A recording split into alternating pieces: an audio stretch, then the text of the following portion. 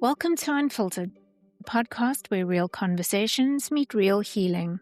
I'm your host, Jackie Douglas-Jones, a mental health therapist, professional life coach, and feminine life strategist. My ultimate aim is to empower you with hope and an indestructible self-belief that will enable you to confidently take your next steps, wholeheartedly knowing that you also deserve peace and happiness. Let's get started. I was 28, never had a headache in my life. I went to the doctors because I was ending up in the emergency room and I was sick. And I don't know what they were giving me because I'd never taken an aspirin in my life. And they're giving me an injectable narcotic and anti-vomiting medicine. I don't mean a little bit sick. I mean sick. Today, it is my absolute pleasure to introduce Dana Grant to our podcast studio. Before we continue, though, I want to just take a moment to thank my good friend Karen Black, who is a PR guru extraordinaire. If you or someone you know is in need of PR, you can find her on her website, karenblack.com, or on her YouTube channel or podcast called Chat with Black. I have to tell you that I read Dana's book twice. The first time I got through it, the second time I locked in.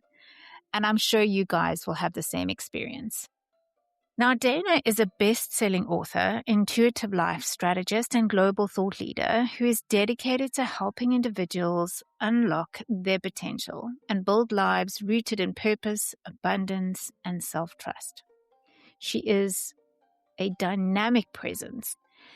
In this episode, we discuss her best-selling book, The Truth Within the Lie, and explore the powerful insights she shares. A central message in our conversation is that meaningful change begins with one person, you. Across numerous interviews, this theme consistently emerges.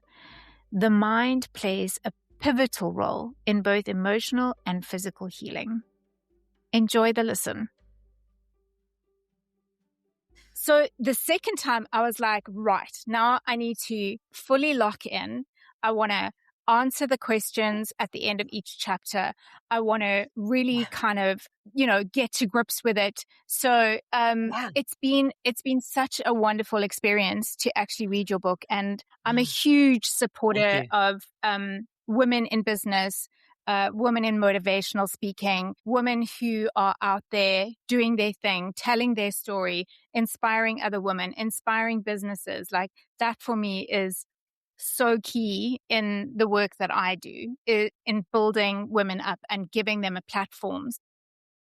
I think reading your book, the first thing, the first area that I went, it was so relatable to me. Like, as I read this, so one of the things that we try and do on our podcast is give that really unfiltered, raw, kind of authentic feel to people's stories. I'm not scripted. I don't read. It's like what you ask, I'm going to answer exactly where it's at. I'm not going to filter it because people need that. They need the unfiltered versions of us. They see this image and they're like, oh, what could go wrong in your life? Everything. And they need to see that life isn't perfect and all the things. And everything. I decided a long time ago, I needed to stop fighting against things, but actually to let them come and then decide, okay, we're going to do this and this is how we're going to do it. And we're not going to fight against it. We're going to let it roll and we're going to go with it and we're going to see where it leads. And that's okay. Yeah. And well, we got the year of the horse here, and I'm going to tell you, it is demanding nothing but the truth, nothing but the truth. I mean, it's about not just authenticity, but people sharing, elevating, collaborating, moving forward together. It's like those wild horses. Yes. And as an intuitive and a born seer, I see it. And I saw it 2 years ago. I said, there's going to be a real shift in 2026. The game is changing. And whatever you need to start shedding those layers because we are moving in an area where women are really rising together, not singular, like one, like, oh, no, together. It's an even platform. I even tell my clients, listen, we are locking arms and there's no upmanship here. I'm in the, Yes. I can't get in the trenches with you because I need to lead you down the tunnel, but we're locking arms. I am not Yeah. elevated over you. So Yeah. that myth has to go immediately, of Yes. there is Yes. some form of upmanship for any reason. Just doesn't happen. I yeah, it doesn't sit well with me at all. And I must say, No. when I detect that energy, I tend to step away. I don't know Mhm. what you do with that. Like when you detect that kind of that one-upmanship energy, that sort of like competitive Yeah. energy, what do you do with that? What do you, Dana, what do you do with that? Well, it's so interesting because as I was saying earlier, at 61, my tolerance is nil. I mean, what I would have tolerated in my 40s and even in my 50s, I will not tolerate now. I Mm. can smell a lie a mile away, deception, deflection. If they are not Yeah. showing up and showing me who they are, Yeah. I don't care if it's muddled, stuttering, they can't, but you can feel the energy. We leave, we Yeah. enter a room and Yeah. 15 feet in front of us is our energy, Yeah. and I can Yeah. feel that. And, Yes. it doesn't mean that I call in a lot of people with low self-worth and that are muddled in their stories. And I'm there to help them clear those up and get what they want. I'm so determined that we're gonna do Yes. that together. I mean, I could almost put it like a stamp of guarantee. If you're willing to do the work, I can't do it for Yes. you, but I will lend you Yeah. my energy and my clarity and my vision, and then you have to make the decisions, which is a lot of pressure. Yeah. But yeah, it's So, it's just that kind of throughout my day, especially when I've had sort of a yeah, difficult session with a client, or I'm yeah, finding that my stress levels are rising and I can't quite pinpoint why, then yeah, I'll often go out. That's why I loved your book so much, because you were like, what is the lie? And I was like, oh my goodness, I need this. So, yeah, in reading your book, I've actually been doing those principles, and yeah. yeah, I mean, it's added so much dimension to the Oh, grounding process and to that quiet time that I have when I wake up in the morning, because I'm not sure if you know how much you know about my story or my husband and myself or anything, but my I husband don't. has multiple sclerosis, and Did not know that. yeah, so he is a champion of note. Like wow, he just blows my mind every single day. But he takes a long time to wake up in the morning. So I stay next to him just to give him that, like, you're not missing anything. We're not rushing into the day. We're literally, every morning he wakes up and he looks at me and he goes, I'm so happy to see you, my love. And I was like, yes, I'm happy to see you. Good morning. So it's Well, always, that's how he's woken up for the last mm. 25 years. That's how he wakes up in the morning. I'm gonna tell you, But I liked his energy right off. I love that he says, "Good morning, my love," every morning. And then you go he out and you does. ground and you And he always says to me that when we go to sleep, then he'll say, I'm so excited to see you in the morning. And I'll say, I'm so excited to see you too. It's just wow. a different, it's not we do the I love yous and all of that kind of stuff, but it's that statement of like, you're my person and you're still my favorite person. Oh, I And can't believe you just said that. My marriage for many years, I said, "You're my person. This was my yes, person." And, yes, but I believe that we have people, but it's so important the way you wake up in the morning that you say that you claim that. I mean, it changes every bit of chemistry. We're nothing but energy. It changes your chemistry, right. your energy in the morning, his too. Good Yeah, morning, my love. You're yeah, my person. It's so good to see. So in the morning, if I don't, I'm always here. I wake up at 3 a.m., I meditate, I stay away from my phone. Then I'm here, I'm with clients and I'm all day long. And I'm like, and my girlfriend said, she's a somatic killer. She said, I'm going to start because she lives alone. I'm going to start messaging you good morning every morning. So, cause I don't have a good morning person. She says, you don't have a good morning person.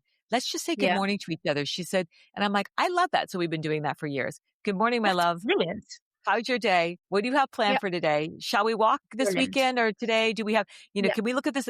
So you know what? There's just something that somebody knows you're connected to. Mm, And people, I mm, think, assume that we're connected to everything, and we are, but they think that mm. we're so busy and Yeah. but outside of work, I'm not so busy. It's my garden, my grounding, my birds, my walking. Oh, I love Um, that. Birds. Yes, Oh, yeah, and birds. I have a hummingbird feeder right outside my window, and, hummingbird came this morning, and it's the first time in about 8 weeks. It's a sign, and then you said, "My person." I look for signs, and you've already hit 3. I'm like, "Okay." sign I got this last year to stay playful, to stay in my higher self and not drop into the lower vibrational energy that we can sometimes pick up when the world is feeling messy. Oops. And the world is a messy place right now. It is messy. And what I loved about reading your book was you spoke a lot about life is life, right? Yeah. There's going to be things that go wrong, but Can't change it. we can choose to find something good Oh, because yeah. life is actually beautiful and there are actually beautiful things out there waiting for us. And if we get If we choose so it. focused in on the negative, we're Yeah. losing out on all the stuff that we could actually be using to learn and grow and commit and change. And like for Well, and me, look what you're that's dealing with. Your husband has MS, and you every day wake up, my love, that starts your day off vibrationally. The energy and the yeah, vibration of how you're starting your day sets the yes, rhythm for your day and what you're going to exactly. attract because everything is a vibrational match. Yes, Energy isn't going to lie. yes, Like I said, energy doesn't bullshit. It is no, it means business and it means you show up negatively, you're going to be in the bind and you're going to continue to have worry, doubt, fear. Just, I cannot get someone to shift right now out of her state of, but if I just had the money, then I'd be okay. And I'm like, no, you need to be okay okay, without the money, without the and money. then you'll And, be and okay. yeah, and that's the process means. No matter what the circumstances are, I trust that I'm going to be okay. Yes. And I have to live there. I value that because I also have a client who's struggling to shift in that very specific area. It's a And difficult time right now. They just won't let go yeah, because of, I think, world events, a lot of things. I talk to people all over the world, but the world is heavy right now. But you're going to start seeing when we shifted this 9-year planetary, say all the things, year of all the the horse, things. Mm, about 72 hours ago, things started to lighten up and started to like yes, feel like, oh, I can breathe a little, things feel a little bit differently. And I think yes, situational depression has been really real for the last 6 months for a lot of yep, people. And I'm like, yep, just let it breathe. Do your ritual, mm, do your practices, stay the course like you every day. You get, and yep. it's no doubt you're an empath. I can feel that, but don't take on your client stuff. I'm going to give you, don't take on your client stuff. I learned that early on. So I've been I've been working with women for over 20 years. And it started Beautiful. off in ministry. I was a youth pastor to begin with, and then became Ooh. a women's counselor. And then, it just kind of evolved and So as changed. you And my, talk about that, I'm like, what energy does she really possess? Where's her gift? Guiding children. And it says you are good at helping, counseling, and healing. And use yep. your skills and the youth really loves you. They're really drawn to you. I don't know if my kids would agree 100%. Oh, well, I devoted my book to my daughters. I don't think, I mean, let's face it, the first 5 years, I don't want to hear that life coaching bullshit. I don't want when they were raised, it was a lot of, I homeschooled in Christianity. And now my daughter just had a baby and she goes, it's just my husband and I want in there and with our doula. And in the end, I was then there for the birth and she needed me for the full week and needed me and wanted Yeah. me there. And I'm like, that moment was Mm, huge because they now for sure. trust this. They trust me. They trust the process. Yes. They choose. Yes. They trust that change is real, that it Yep. actually, the catalyst is my consistency to my Yeah. commitment. They say, wow, Mm, this isn't, you're not just showing up and not living a really cohesive life. It's like yeah. I'm changing and holding space quite differently than Yes. the generational trauma that I was like dropped into. Um, And there's a lot of that. I mean, reading your book, there is so much generational trauma yeah, that sits with people. And a lot of the people that yeah, walk into my rooms are people who are sitting with generational trauma. And I work on trying to change the narrative. And when I was reading your story, I was like, everyone needs to read this. Everyone needs to read this because you are so relatable in the way that you speak about your dad, um, with the alcoholism, but then also with the candies and the cinnamon candies in your violin case. yeah, Um, safety. I walk the talk and I tell people because, hiding that saying, oh, I never have sugar. That's not true. I'm not going to lie ever. It would break my integrity. I really wanted to ask you. I don't know how personal you want to get, but it's totally up to you. But the one thing you said in the very beginning of your book, besides the poem that had me in floods of tears, um, there was this, what I felt from you was this desire to Mhm. change the narrative. You talk about your children getting sort of the unhealed version of you in those first Yeah. few years. How did you Yeah. change the narrative? What started that journey? Because we know that you were inspired to write this book. Like, we get that. But what precipitated that journey? Like, I want our listeners to hear that Wow. part of you. Well, I'd have to take you back, and let's go to the story. So after my 2 older daughters were born, my 3rd daughter was a decade later. Um, it was after my 2nd daughter was born. I was 28, never had a headache in my life. I went to the doctors because I was ending up in the emergency room and I was sick. And I don't know what they were giving me because I'd never taken an aspirin in my life. And Wow. they're giving me an injectable narcotic and anti-vomiting medicine. I don't mean a little bit sick. I mean sick. Sick, And sick. Oh, I did not know what was going on. So I think that they diagnosed me with migraines. And I mean, I right. traveled the world. So I had irretractable migraines. I was in the top 2%. They did research papers on me at UCSF. It was incredible. And I got to the point where I got the medicine at home after years of being hospitalized 10 days a month. I got the medicine at home. Now my daughters had gone through this with me. And then Yeah. I married a physician. And then after marrying someone in medicine, I had a 3rd daughter. And so 3 daughters. I'm sick. So Mhm. they got not only the unhealed version of me, they got the sick version of me. So the Yeah. pendulum swung to, I'm well and I'm going to show up Mhm. for everything because perfection. I mean, I was a perfectionist. I had to show the Mm, world that this is who I am. I couldn't accept anything but that. And so on the mm, back end of that, it looks like this. Every time things aren't perfect, even though it looks perfect, I'm screaming and I'm yelling and I'm so dysregulated. And yeah. I don't even know it. I don't even know it. But menopause comes at 46 and I completely hit a brick wall and slide down it. And I'm Yeah. like, now things are getting very real. And there was something I was looking and holding a prescription that really would have killed. I took enough Demerol, injectable Demerol, which is a narcotic, a month to Yeah. manage the migraines at home before the infection started in my legs and my body just started to eat itself. And that's what it was doing. I was deteriorating. I Oh, was dying. Um, wow. I had to sit in I tore up. I tore up the scripts. Now the doctor eventually got his license pulled for not because of me. I had too much shame to share that. I could have Right. filed lawsuits and won I Yes. couldn't do it. I didn't want anyone to know that my legs that were eating themselves with bacteria. I didn't want Mm, anyone to know that that's how much I took. I hid and the shame was incredible. So anytime my daughters would say, and you asked about that, you know, or would criticize or judge, I was incredibly defensive. I would say, I'm sick, da, da, da, da, da. Don't you know that? I took no accountability. And so when I mhm, tore up those scripts that day, I had no plan on how to fix the migraines. I just yep, knew I was going to die if I didn't do something. And that mm, started this journey. And it was yeah, Louise Hay, that I later found out I got Heal Your Life. And Louise Hay yeah, I don't know if you know her books. But that being said, that book changed my life. That book showed me there were emotional components to our mm, physical ailments. It doesn't mean the migraines aren't real. So when someone comes to me and says, I have vertigo, it's real. This is real. Of course it is. You're not making ye it up.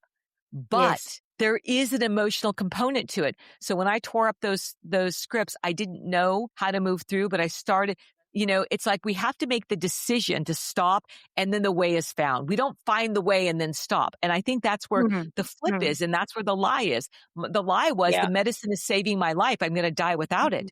No, the medicine is killing me. And if I don't stop, so I had to flip that. And I think that's where the truth within the lie came. I had to look at the mhm, subconscious and we have, that runs, think of it, minimum of mhm, 60,000 thoughts a day running through and it's repeating what we did yesterday. And that's yeah, our subconscious runs this 95% of what we do is in that subconscious. So we have to integrate wow, the 5%. I had to make a new decision. And that means yeah, I was terrified because the yeah, terror barrier and what we call that is on the other side is everything new that I yes, didn't know. And I was yes, terrified. And when I was frightened, I would yell. I would yell at everyone externally because I was out of control. So I had no idea I had control issues.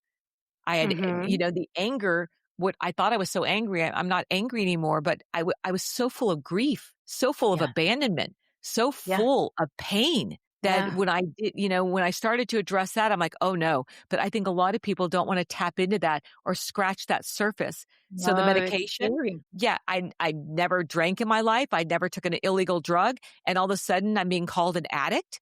And I'm like, I was dependent. The Yeah. professors at the universities, the doctors were saying, you will become dependent. Oh, come on. Mhm. I was more than dependent. I was taking Mm. 20,000 milligrams of Demerol, enough to kill an elephant. I was dependent, and I had 17, when I finally stopped, I had 17 forms of staph in my leg that were eating the muscles and tissues away that did need oxygen. And I have to look at that damage every day. Sorry, you've just blown me away with it. I'm still stuck on the 20,000 milligrams of. I'm still there. Yeah. Wow. That was Wow. every month until my body was saturated. Yeah. That Yeah. was my normal. And you know what was crazy? I didn't go through programs. I didn't go through detox. I tore Yeah. it up in my kitchen. Back then it was a triplicate to go get Yeah. filled. And I Yes. said, I can't do this No. anymore. I'm going to No. die. I'm Mm. losing my daughters. They're off to college. My daughter Mm. that's home, everything. I Mm. knew I was losing Mm. my connect. There was so much love. I thought I was Mm. such a good mother. I would fight and say, I'm such a good mother. Look what I do for you. So I would Mm. overcompensate everywhere. But what they Yeah. really wanted, and I said, I'm here. I'm present for everything. Look at the dinners. Look at the beautiful home. No, I wasn't available. I was Yeah. there. And when they try to remind me of things, I was in my room, either hyperemesis, Mhm. vomiting, Yes. medicated, sleeping. And when I Yes. was there, Yeah. I wanted perfection. I wanted to show Yeah. them what a perfect mom I was. Yeah. And that was the hardest thing I've ever had to do, the shame, to work Mm. through the shame and hold myself Yeah. accountable. And when I could hold space for me, it Mm. wasn't instant. It took me years. Now I can hold space for them when they say, you Mm. hurt me. You weren't there Yeah. for me. I don't say, that's not true. I say, yes, that's Mm. true. And Mm. that took a long time to be able to say that. And that's why I dedicated my book to them. They're I think amazing women. it does take a long time to get to the point where you just think, this narrative is not working. This is Yeah. not working for me. And what I have realized is, and through your book again, I'm realizing more and more as I go through life that the people who are willing to change and who want to change are ready There to it is. work. Do Yeah. you know what I'm saying? They Oh, will yeah. do anything. Like Yeah. they will, Yeah. the Yeah. shame no longer holds space. The guilt no longer eats them alive. They're just like, I cannot do it anymore. Like it's Yeah. not working. But Um, Jax, don't you think that we have to go back? And I believe I did talk about this in my book.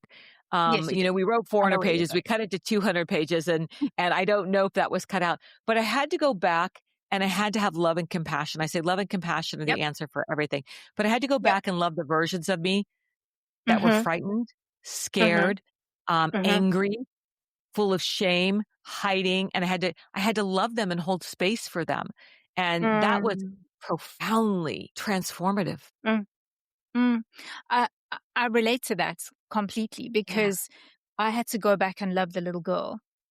Yeah. And I did a meditation with a very, very dear friend of mine who was actually our priest, the late Father Barry Wood. And he was so progressive. I loved him. I love him so much. I Mm. still do.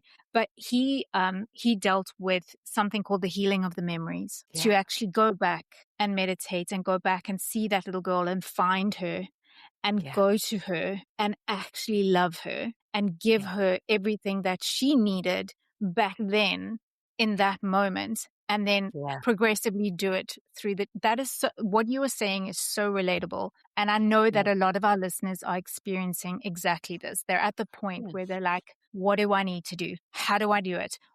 Give Ah, me the yeah. steps. And I'm just kind of like, here's the Yeah. book. Here's Dana's book. Can you just read the book? It's going to be great.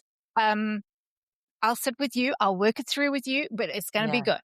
Um, You know what's so interesting before you ask the next question? We can do that, but what was so really profound and made me devoted to this work when, I found out Louise Hay's, not only was I born on her birthday at the same time, that was, and it's the work, and it was her books that I was reading, Heal Your Body, Heal Your Life. And I started leaning in, and then just everything opened up. But I had a dream, and it was more of a visit. Yep. We have dreams, and then we have dreams when we wake up, and my face was sobbing and tears. It was in color. I was swimming with blue dolphins. And then all of a sudden I was walking down a path. I could smell the redwood trees, and I came to this door, and I knocked, and it was me on the other side, and she was vibrant, and her hair was flowing, and I'm looking around. I'm like, where am I? Did I die? And I could see the white curtains blowing in the wind and the ocean behind her. And she grabbed my hands and said, I'm so glad you're here. And she was so full of gratitude for me. She said, thank you for not giving up. Thank you. Because I can't tell you how many times. There were times in my 20s, I remember being in a bathtub once saying, I want to die. I just want to die. Right. And I thought, I don't have a gun. I'm terrified of knives, but I've never taken a pill in my life. How do I just exit this world? It's too painful. I don't want to be here anymore. So, it makes me want to cry. Because that dream, and then I wrote a meditation on that, grabbing my hands and saying, thank you for not giving up. Thank you for getting me here. And that is my higher self. I visualize her every day. She was radiant light. And I'm like, that was no dream. I woke up and wrote a meditation. Yeah, no dream. And, but it was a visit. And I often go to sleep and I call that in. I have yet to have one since. And that was about 10 years ago. I believe those dreams come at the right time, though. I believe that it's that moment where you wait and you wait and you work and you work and you wait, and then just like that, it drops in. And I love that you've explained that, because it happens to a lot of people and they don't know how to make sense of it. And they dismiss it. Oh, that was a wild dream. Well, that was a funky dream. Like that. Exactly. Yeah. And I'm like, no. Let's talk about it. I want to talk about this. They don't claim the miracle. I mean, you have to believe in miracles if you want to be on the playing field to move your life forward. You have to believe that the unexpected is expected. I mean, I always say married to the process, divorce the outcome, which means I'm so present. And I'm always like, what do I need to know? I'm going to be a student of the universe forever. Connected to God and source forever. I'm a walking miracle. And I'll tell you why. Oh, yeah, share. Because when I was 17, I had an accident, a gymnastics accident, and I was paralyzed from the waist down. And the doctors came in and they said to my father, she'll never walk again. She'll never walk again. I don't remember the drive in the ambulance. I don't remember getting to the hospital. I don't remember seeing the doctors. And for me, it was like I woke up on Sunday. It happened on Friday, but on Sunday, it was almost like I came to. And I sort of said, what am I doing here? And my dad and my mum were at my bed, and they said, well, you had an accident, and they explained it to me, and I went, no, that's not going to happen. Absolutely not. And again, my very dear friend and mentor, the late Father Barry Wood, he walked in, and apparently, I don't remember doing this. I shouted at him across the room, where have you been? I have been waiting for you. We have work to do. We have spiritual work to do. Literally. And I spent 2 months in the hospital. And one day I was literally lying, and Father Barry visited me every day. My headmaster visited me every day, taught me my subjects, making sure that I wouldn't actually fail my grade. And the one day I was lying, it was cold, it was kind of wintry, and they always used to leave my toes uncovered, because I would constantly remind myself that I have legs, I have feet, I have toes, they are going to work, they will work. Like, this is not the end. This is not my story. This is not where it goes. And I was lying there, and I looked at my toes, and I said to the nurse, quite sort of absent-mindedly, kind of said to her, oh, please won't you cover my toes? They're a little bit cold. And she stopped, and she looked at me, and I looked at her. You can feel and your we toes. both sort of stood there for a second, and she kind of twiddled my toe, and I was like, I feel something. I feel something. And it was only in my toes. Couldn't feel it in my feet, my ankles, my calves, my thighs, nothing. Just my Amen. toes. And I just kept on. I was like, it's coming. It's coming.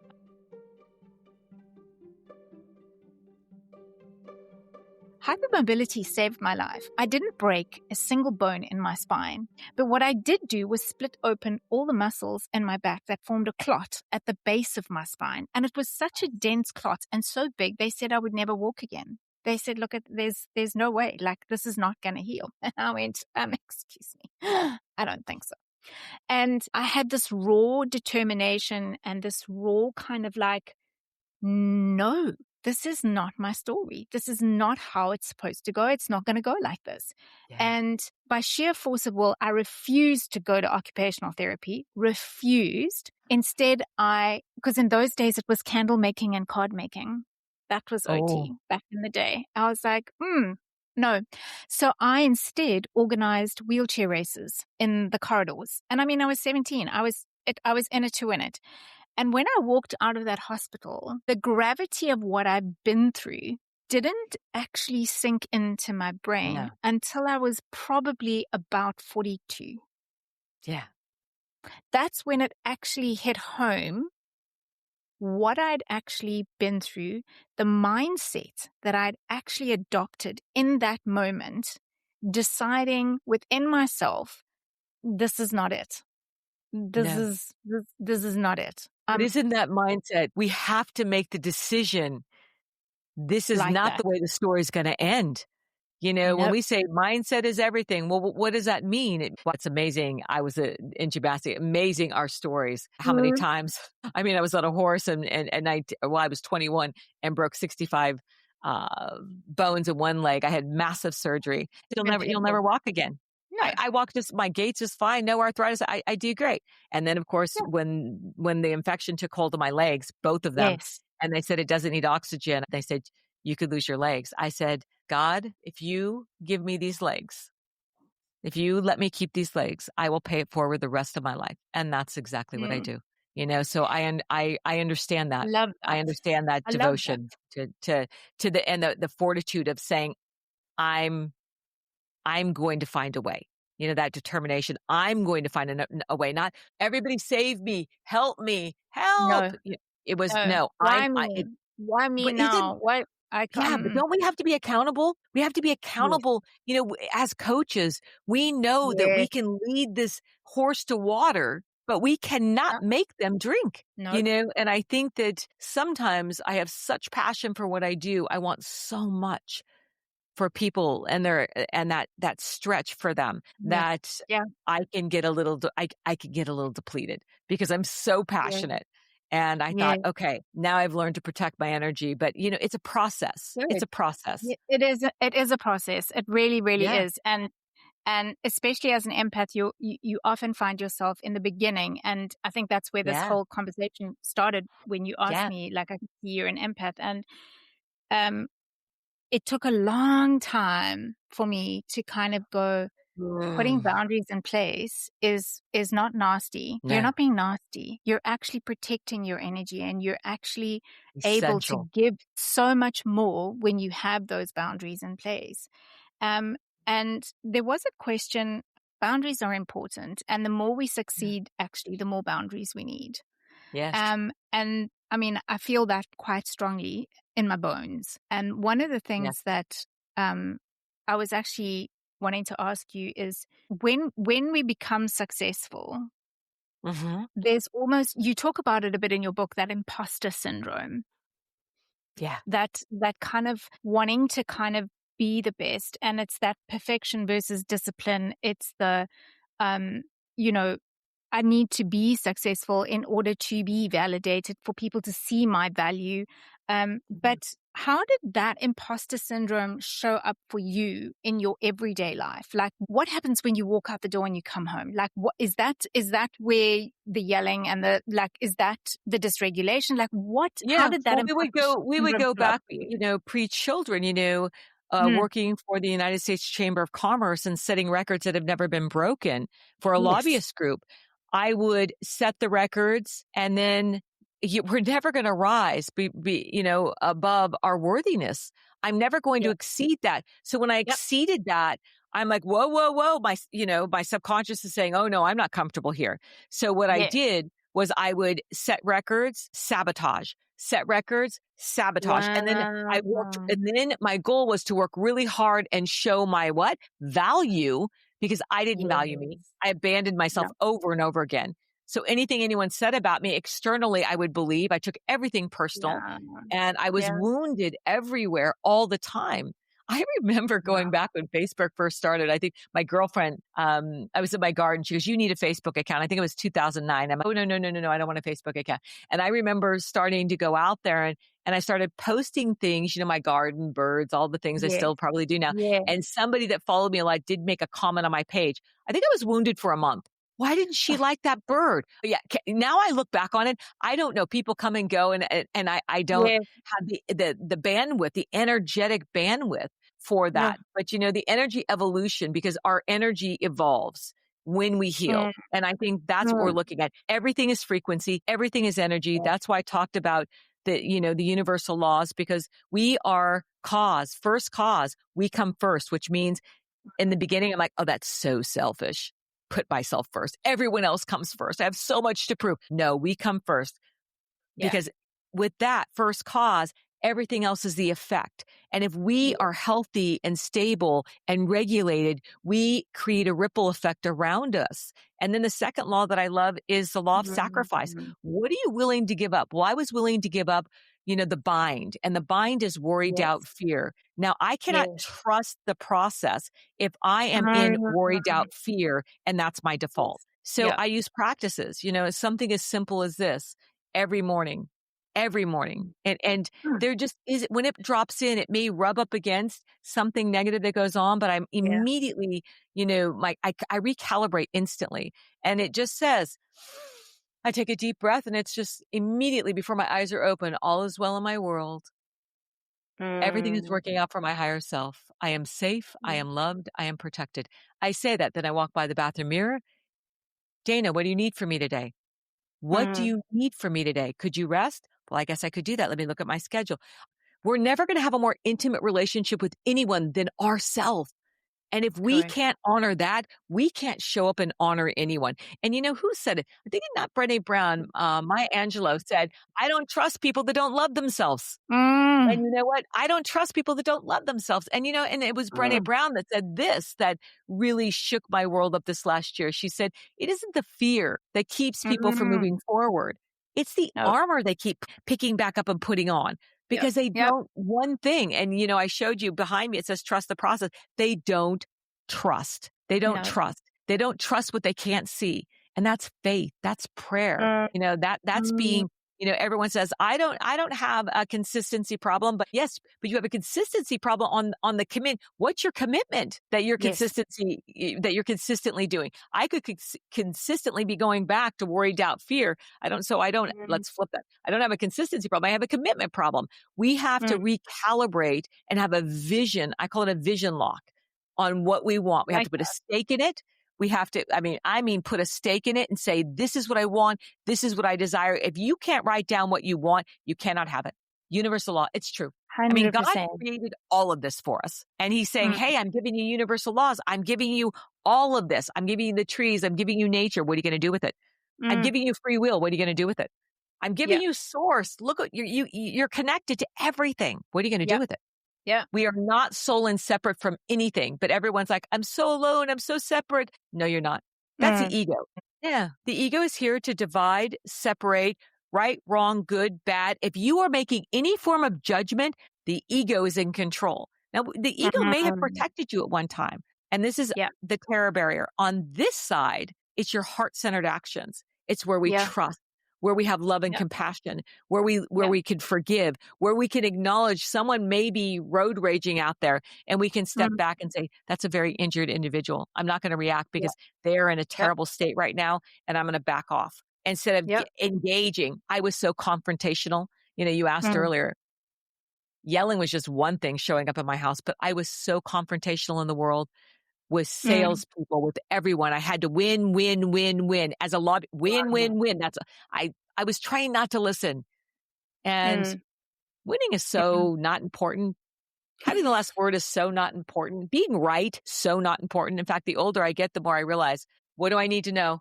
I'm Yeah. constantly learning. I'm constantly open. And I said this earlier, we walk into a room and our energy field goes 15 feet in all directions. People can Yep. feel your Yep. energy before you even arrive, 100%.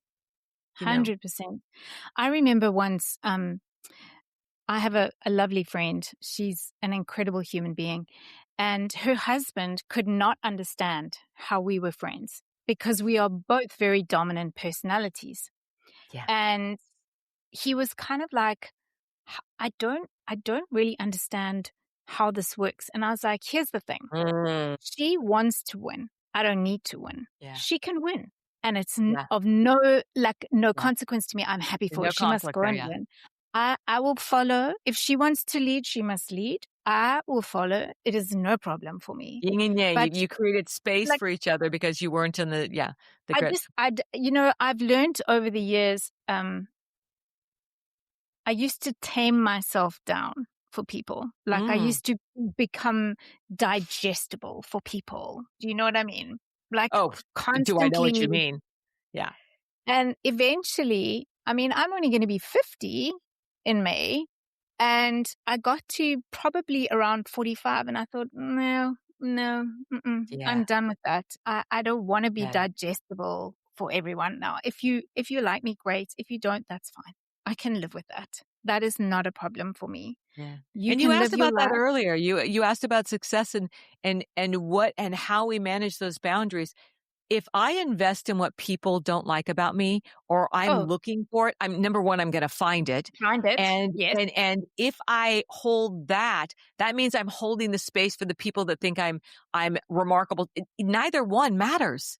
And Mm, this is the integrity. And I love that you said that because before friends, colleague, I was too much. You're just too much. You're loud. mm, Just calm it down. Could yeah. you just be so what I wanted to be was stately and softer. And that is not me. I'm Mm, like a puppy. no. I'm like a puppy with the energy in the room. I want to know and I'm energetic, but Mm, I'm not only an empath and a seer. I was born that way, but I'm mm, also an extrovert.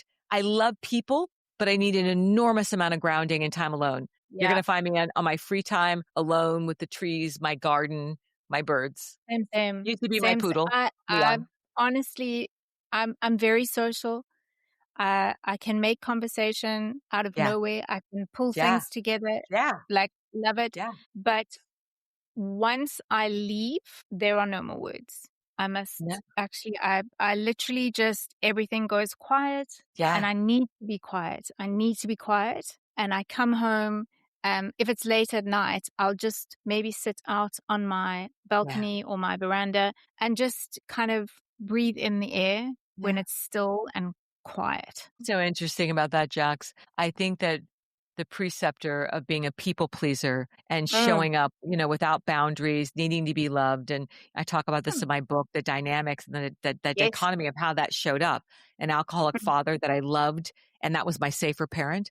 And then a mm, mother that did her very, very best and is still alive mm. at 82. And I love her dearly, but Wow. failed to connect just emotionally, but she Mm, did her very best. But yep. the message I got was, you have to fight very hard to be heard. Yes. I wasn't heard. So Yes. I would show up in the world and it's almost like that book, Dr. Seuss, the little Yes. crane and the duck. Are you my Mm, mother? Are you my mother? And not just mother, but I, I couldn't, I needed to be loved. I needed to be, heard and mm, needed and mm. connect. I had to make everyone happy all the time. And I was not Yeah. okay when people were Mm, not okay with me. So external mm, validation no longer matters to me. My integrity matters, knowing that I'm showing up and doing my very best. And if people are going to mm. show up and they're constantly misunderstanding me, that person, it's not about me.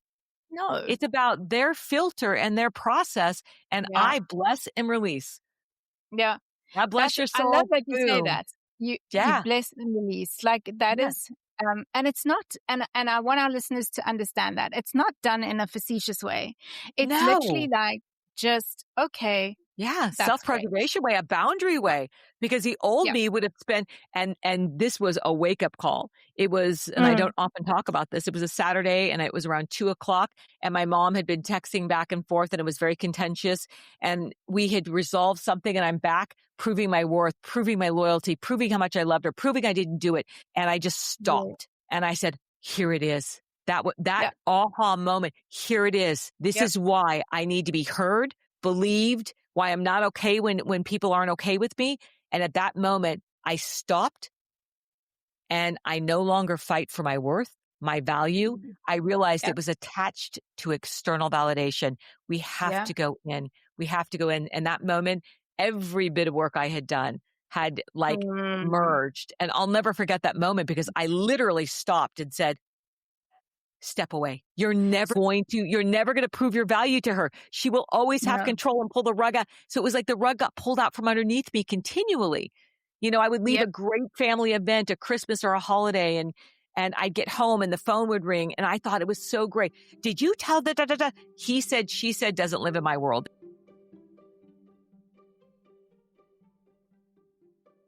And Jax, we come into this world not picking our parents. We can't pick Yep. our parents or the trauma that we Yeah. land in this world with, Mm. but it is Mm. our responsibility to heal. It is Yep. not theirs. If I kept No. blaming my mother, you, when that Mm. moment stopped, massive quantum leap healing began Yeah. where I agree with that 100%. I stand yeah, in agreement with it's that my responsibility to 100%. heal. Yeah. It's Yeah. my Yeah. responsibility to put a new lens, a new filter on my life, on how I show up. And I'm not a victim.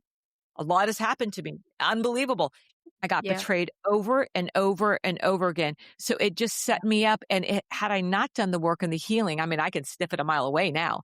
I'm never going to engage in that. But I Yeah. chose, greatest power we have is the right to choose. And that's, you have to be Yep. in the present moment. You Mhm. cannot be in the past. You cannot be in the future. They don't need you. Those versions don't need you. The here and the now need you. Mm. And that's Mm. right here where we can choose what Exactly. we do. And Yeah.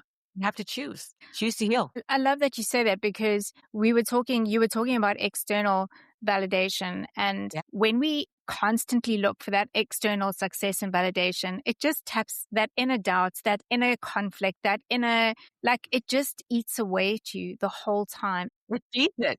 It feeds all of that, the imposter syndrome, the self-doubt, the fear, the abandonment. If we're plugged in externally, at any given time, someone can say something and pull the rug out from it, and you're gonna face plant it. And then Yep. you're wounded. "I'm so wounded. I'm so hurt." Mm. It would Mm. take a lot to wound and hurt me. There are times I'm disappointed in women Yeah. leaders, and we talked about this earlier, women that say they Yeah. support women. And I come to find out, and I've just heard something from someone, and I realized instantly, at first it was a pain. I'm like, "Ooh, Mm. ouch." And I felt the blood go to my face as someone told me what that person had said. And then I thought, "Oh, wait a minute. They wouldn't be talking about me. And you have to realize this with success. They would be talking about me if I wasn't threatening them on some Yep. level. They felt threatened by my energy and my love. I can show up with love and compassion and hold space and be of service, but they're going to find their narrative that they're threatened by my energy. So they're going Yeah. to say that and divide, separate, judge. And you're not going to catch me out there saying, "Hey, be careful of her energy or because she's a seer, she doesn't believe in God," or whatever narrative they believe in, Yes. isn't my story.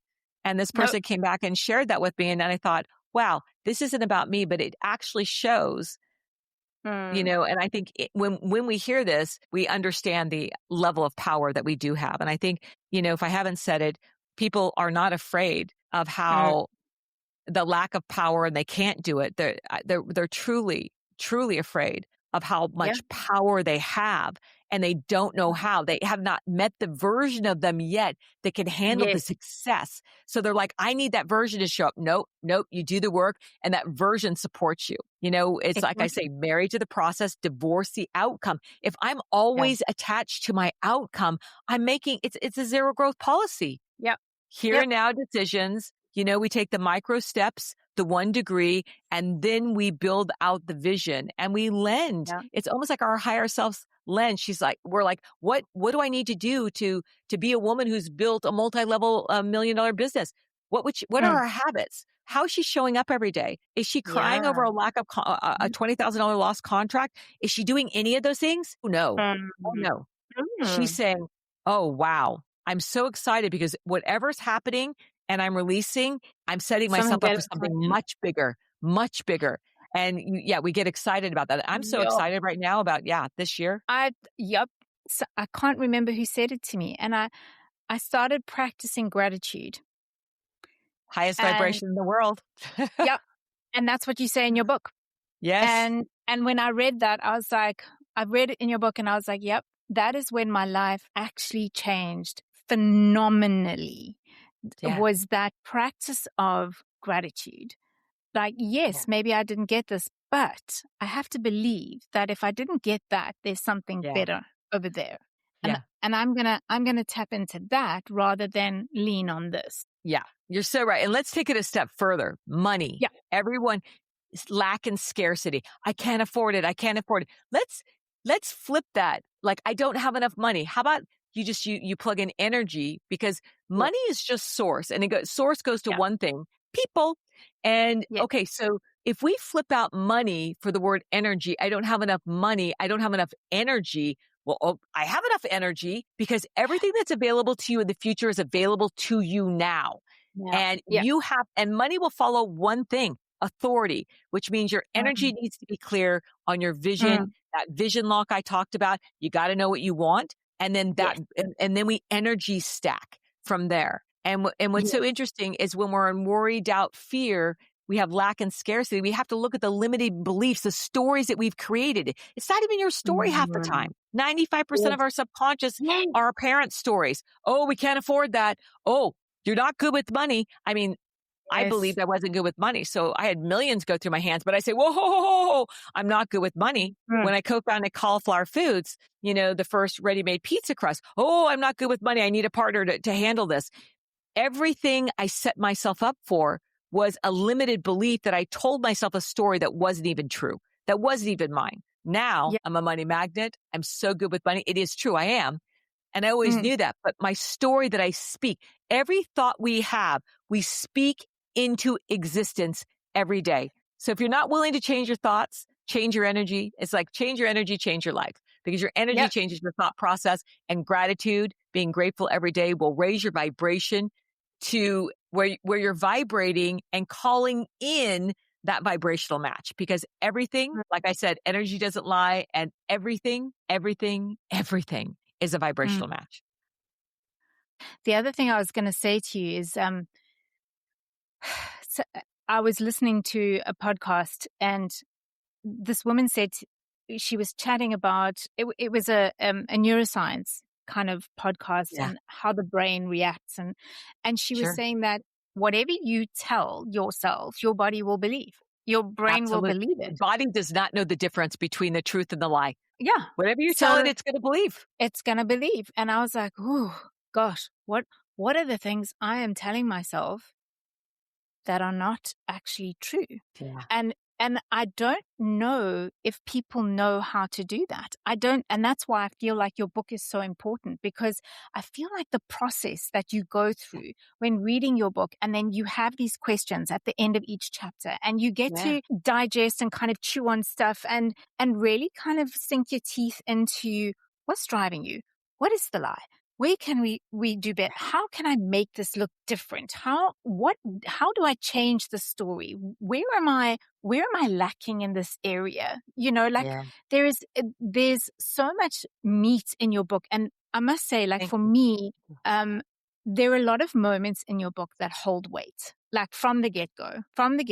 As you start reading, it's just like, woof, we are diving in. There's no flowers or like, we're diving in. Yeah. It's how I live my life because, like you're saying, our most dominant thought, I mean, something that your listeners might really find valuable. Our most dominant thought, we often don't know, but it's repetitive. And so Yeah. set your timer.